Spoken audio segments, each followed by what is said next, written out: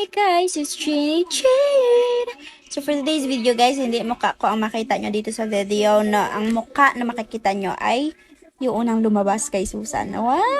Yes, panganay po namin yan. Pero mas mukha ko matanda. Tsak lang. So ang primer na ginamit ko dyan ay from LA Girl. And itong dalawang to, yung concealer corrector na to ay from Shopee. So magawa ako ng video dyan guys para ma-share ko yung thoughts ko. Thoughts? So, let's proceed sa ating foundation. Ang foundation na ginamit ko kay ate ay from Squad Cosmetics. So, very affordable yun, guys. Then, yung coverage niya ay napaka-lightweight. Sobrang okay talaga. Then, blenden ko lang siya with brush kasi alam naman natin na maganda talaga mag-blend using brush.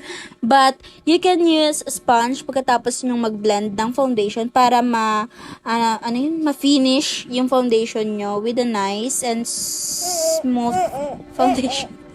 So, hindi pa rin ako tapos bad tripin ng pamangkin ko, no? And then, next, doon na tayo sa kilay. Ayan. Dito talaga ako nahihirapan, guys. Kahit sa, pag may makeup talaga dito.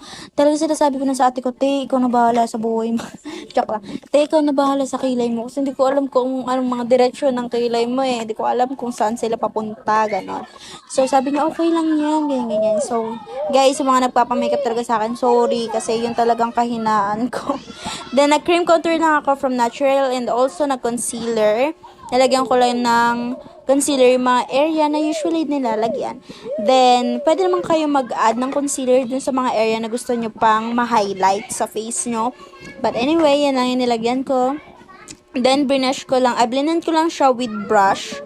Ayan, sa nose, sa chin, ganyan.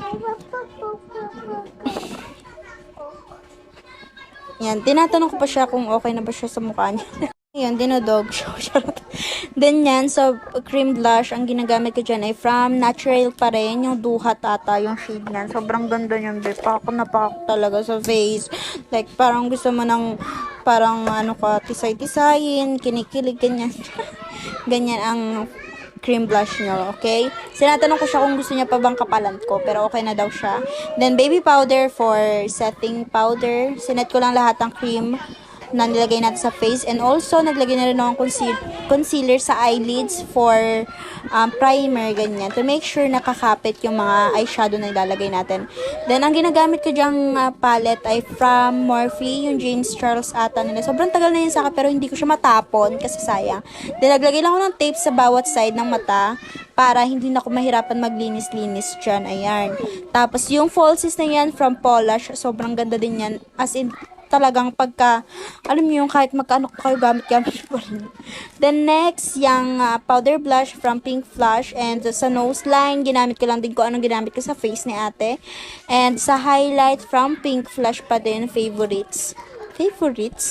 Then next sa lips is from Natural, yung Acacia ata yan. Tapos yung Hiraya, yung pinagmix ko. Sobrang ganda. Ngayon, ganda-ganda na siya sa sarili niya. Yun lang, bye-bye. Happy birthday!